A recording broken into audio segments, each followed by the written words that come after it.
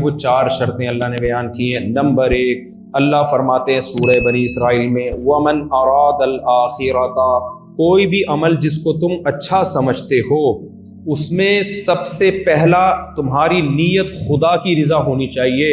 اگر گاڈ کو راضی کرنے کے لیے وہ کام نہیں کر رہے تو دنیا تمہیں کہے گی بہت اچھا، میں کہوں گا بالکل بھی اچھا نہیں آئی، میرا خیال ہے بہت۔ دیکھو آپ کیا کرتے ہو، لاکھوں لوگوں کو کھانا کھلاتے ہو، مقصد ہے لوگ خوش ہو جائیں، گاڈ نہیں ہے بیچ میں، خدا نہیں ہے بیچ میں جس نے آپ کو پیدا کی۔ تو قرآن و سنت یہ کہتے ہیں لوگوں کی طرف سے آپ کو انعام، گلدستے بھی پیش کیے جائیں گے، پھول بھی پیش کیے جائیں گے، لوگ تعریفیں بھی کریں گے۔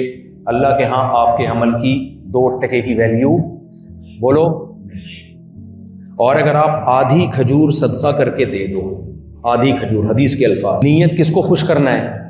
اللہ، وہ آدھی کھجور بھی اللہ کے غضب کو ٹھنڈا کر دی۔ سورہ دہر میں اللہ فرماتے ہیں انما نطعمکم لوجہ اللہ لا نرید منکم جزاء ولا شکورا، ہمارے جو بندے ہم پر ایمان رکھتے ہیں وہ غریبوں کو کھانا کھلاتے ہیں، بہت کھلاتے ہیں، غریبوں کا بڑا خیال کرتے ہیں، علاج کرتے ہیں، گھر بنا کے دیتے ہیں، انسانیت کی خدمت خوب سمجھ لو، جتنا اسلام انسانیت کی خدمت کو پروموٹ کرتا ہے نہیں کرتی، بہت زیادہ۔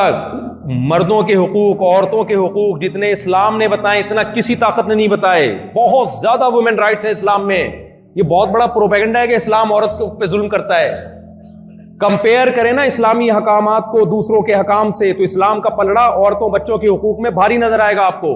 آپ مسلمان گڑبڑ کر سکتا ہے تو ہم نے مسلمان کا ٹھیکہ تھوڑی لیا ہے، میں غلط ہو سکتا ہوں، آپ غلط ہو سکتے ہیں، بھائی اسلام نے غلط نہیں